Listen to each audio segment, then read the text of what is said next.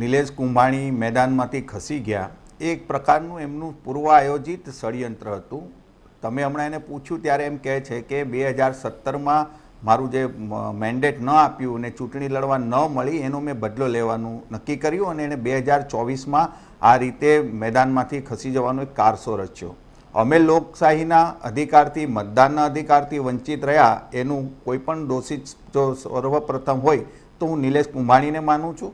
અને એ અત્યારે જુઠ્ઠું બોલે છે કારણ કે એણે જે ટેકેદારની વાત કરી એ ટેકેદાર કોઈ બહારના કે દૂરના કોઈ વ્યક્તિઓ નહોતા. એને જે ટેકેદાર હતા એમના એક સંબંધી હતા અને એક એના ધંધાકીય ભાગીદાર હતા. એટલે જે પણ એણે ખેલ પહેલેથી ગોઠવી જ રાખેલો હશે અને સમય આવીએ એની પાસે આ રીતે ખોટી સહીઓ કરી છે એ વાત કરવી. અને આખો જે અહીંયા બિનહરીફનો જે આખો ખેલ ઊભો થયો એની અંદર સુરતના ચૂંટણી અધિકારી એટલે કે કલેક્ટરની ભૂમિકા પણ શંકાસ્પદ એટલે હું માનું છું. અને ત્યારે પણ આપણે ડિબેટમાં હતા ત્યારે પણ મેં કહ્યું હતું કે એક સામાન્ય તમે ખોટી વિગત જ્યારે ચૂંટણી પંચ સમક્ષ આપો છો તો પછી ચૂંટણી થઈ ગયા પછી પણ એવી ખોટી વિગતને કારણે એમની ચૂંટણી જે ચૂંટાયેલા ઉમેદવાર હોય એ પણ એનું રદ થાય છે.